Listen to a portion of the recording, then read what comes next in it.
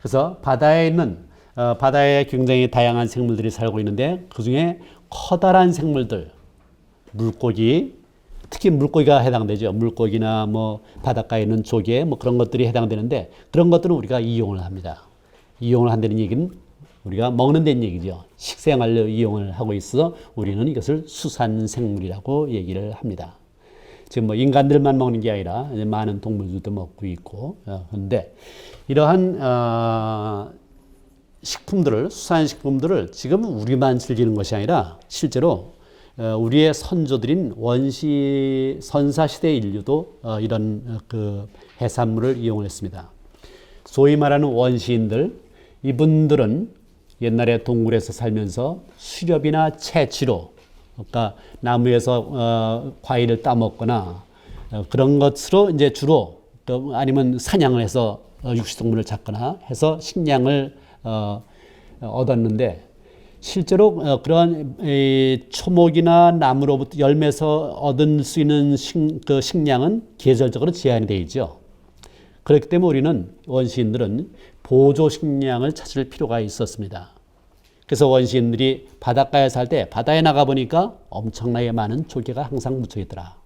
그리고 시간이 되면은 가을철 우리나라 같은 경우는 가을에 주로 연어가 올라오는데 연어가 떼를 지어서 바다에서 강으로 올라오더라. 바다에 있는 물고기는 잡기가 힘들어도 강에 있는 물고기는 잡기가 쉽지요. 특히 연어 같은 경우는 알을 낳고 죽으니까 더더구나 잡기가 쉽지요. 그래서 우리 선사시대의 인류는 이 해양 수산식품을 많이 활용을 했습니다. 그 증거가 고고학적인 발굴을 하면서 알려지고 있는데 이 소화성어류 아까 박 국장님께서 말씀하셨다시피 연어가 대표적인 소화성어류인데 이들은 강에 와서 산란을 함으로 원시 시대의 인류가 쉽게 어획을 해서 우리의 식량으로 활용을 했다라는 얘기를 합니다. 이래서 이 수산식품은 선사시대 이래 인류의 주요한 식량원이었습니다. 현재도 그렇습니다. 현재도 우리가 우리의 식탁을 가만히 보면은 뭐 육지에서 나오는 소고기, 돼지고기, 닭고기, 쌀, 보리 등등 많이 먹지만 실제로 여러분들의 식당을 풍성하게 해주는 여러분들의 식욕을 당겨주는 것 중에는 해산물이 많습니다. 그런데 해산물은 우리 어부들이 나가서 잡는 어획어업이라는 것이 있고 또 양식으로 얻는 양식 생산이라는 것이 있습니다.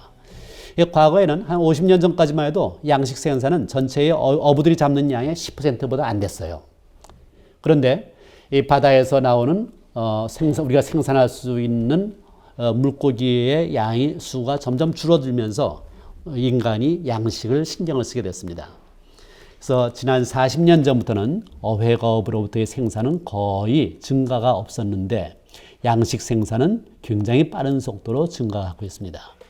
지금은 여러분들이 섭취하고 있는 수산식품의 반 정도는 양식에서 나온 것이다 라고 생각을 하면 됩니다. 여러분들 연어 좋아하죠? 여러분들이 그 뷔페 식당이나 집에서 먹는 연어는 어디에서 나오는 연어, 어느 나라에서 생산되는 연어일까요? 그래, 맞아요. 주로 노르웨이에서 생산되는 연어예요. 노르웨이에서 생산되는 연어는 양식 연어일까요? 아니면 자연산 연어일까요? 거기에 대해서는 잘 몰라요? 자연산 연어는 거의 없어요. 대서양에서는 자연산 연어가 거의 없어요. 거의 멸종됐어요. 그렇기 때문에 대서양에서는 많은 나라가, 많은 사람들이 양식을 합니다. 그래서 연어 양식을 해갖고 세계 각국에 팔죠. 그래서 세계 각국에서 팔리고 있는 연어의 반은 노르웨이에서 만들어내고 있다. 또 나머지의 반, 25%가 되죠. 그 정도는 칠레에서 만들어낸다. 그러니까 나머지 4분의 1을 가지고 수십 개국이 대서양산 연어를 생산을 해내고 있습니다. 아까 저는 그 박 국장님께서 소개를 할 때 연어관리위원회 의장이라고 했는데 저는 태평양 연어를 관리하는 국제기구의 의장을 있습니다. 이 태평양산 연어는 사실 대서양산 연어하고 많이 달라요. 태평양산 연어는 거의 다 자연산 연어입니다. 그리고 자연산 연어면서 값이 대서양 연어보다 2배 이상 비싼 것도 있습니다.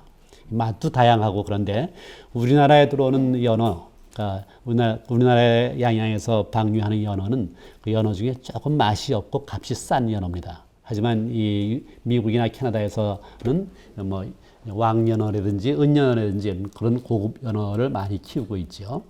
많이 잡고 있죠. 우리가 얼마나 많은 수산물을 이용을 하고 있는가를 잠깐 생각을 해보겠습니다.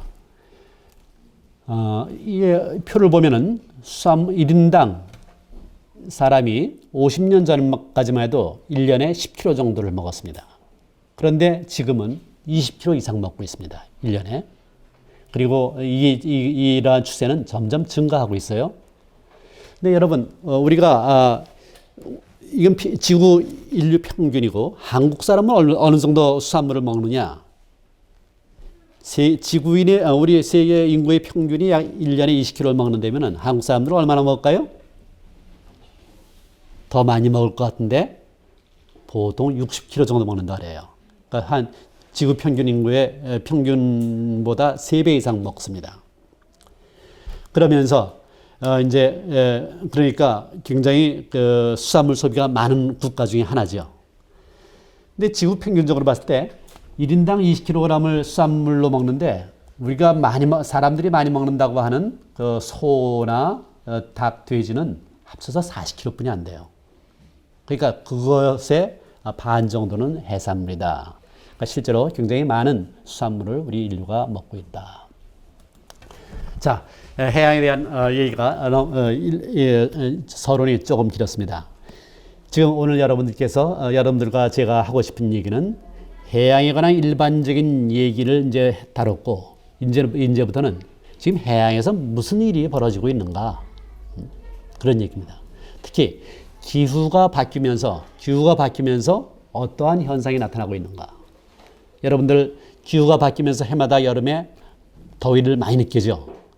아마 올 여름에도 땀을 뻘뻘 흘려야 될 겁니다. 그렇게 땀을 뻘뻘 흘리면은 기후가 바뀌고 있는데 육지에 살고 있는 우리도 그렇지만 해양도 변화가 일어나고 있다. 여기에 대해서 간단하게 얘기를 드리겠습니다. 자, 잘 알다시피 그린하우스 이펙트, 그린하우스 현상 때문에 지구의 이산화탄소의 양이 이렇게 점점 증가하게 되면은 지구의 기온은 올라가고 지구의 기온이 올라가게 되면은 바다에서도 여러 가지 현상이 일어나는데 어떠한 현상들이 일어나느냐 하면 온난화, 바닷물의 해수온도 상승하고 또 바닷물의 수온이 상승하면서 녹아있는 산소가 양이 적어집니다. 산소가 적어지는 것을 우리는 빈산소화라고 하는데 산소가 지금 어떤 현상이 일어나냐면 물고기들, 산소를 이용해서 호흡을 하고 있는 물고기들이 당장 문제가 되죠. 그리고 바다가 산성화됩니다. 이러한 세 가지 커다란 문제점이 일어나고 있는데 지난 140년 우리 인류가 기온을 관측한 것이 사실 140년 정도뿐이 안 되는데 전 지구적으로 그 중에서 가장 높았던 해 10개를 뽑아보라 했을 때 순서를 매겨보니까 이 표처럼 됐습니다. 가장 더웠던 해는 지금으로부터 5년 전인 2016년이 되겠습니다. 그 다음에는 2019년, 2015년, 17년, 18년. 그래서 가장 더웠던 해, 140년 동안 가장 더웠던 해를 10개 꼽으라 하니까 그 중에 9개가 21세기에 나타났어요. 그 중에 그 외에 하나는 98년도에 나타나죠. 그러니까 거의 다 한 20년 이내에 가장 더웠던 해가 나타나고 있고 앞으로 이러한 현상은 점점 더 가속화될 겁니다. 그리고 실제로 이 기온만 높아지는 것이 아니라 바닷물의 수온도 이렇게 상승을 하고 있다. 바닷물의 수온도 굉장히 기온과 마찬가지로 상승을 하고 있는데 이렇게 바닷물이 상승하면서 어떤 현상이 일어나냐 하면은 생물들이 이동을 하고 있다는 얘기인데 우리가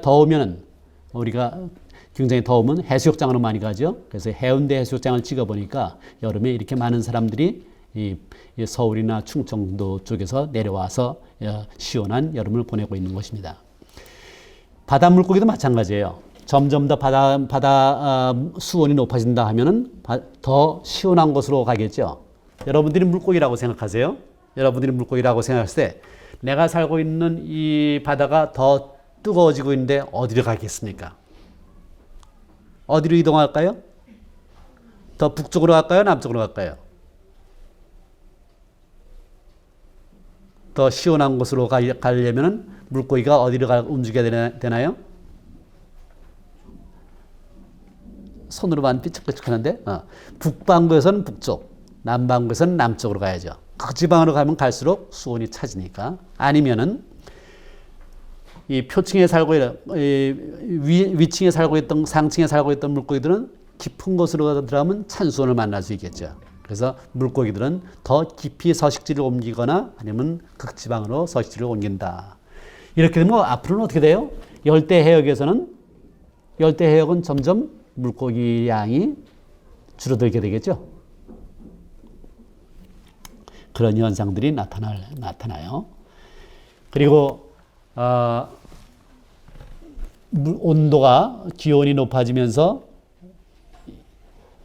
고산지대나 극지방에 있는 얼음이 녹아서 바다로 들어가게 되면은 물이 증가해서 해수면이 상승을 하죠. 그러니까 앞으로 우리는 지금 부산에 살고 있는데 부산의 바닷물이 계속 높아지면은 침수되는 데가 아마 많이 나올 거예요. 지금 이 그림은 인도네시아에서 어떤 사람이 학회에 와서 발표를 한 것인데 지금은 이렇게 바다로 되어 있지만 몇 년 전까지만 해도 이 지역은 바다가 아니라 해안가에 있는 양식장이었답니다. 그것이 불과 20년 사이에 이렇게 바다로 변한 거예요. 그래서 해수면 상승이 생각보다 굉장히 우리 인류에게 위험하다라는 것을 보여주고 있고 이건 외국 만화가가 쓴 그림인데 섬에 웬 해안가에서 사람이 유유하게 낚시를 하고 있는데 조금 그 바깥쪽에 상어가 있습니다. 상어는 사람도 잡아먹죠. 근데 지금 이 사람이 있는 데까지 가까이 갈 수가 없어요. 근데 해수면이 상승하면은 아마 이 상어가 이 육지에 가까이 가서 우리가 저놈 잡아먹을 수 있겠다라고 하는 그런 재미있는 그림입니다.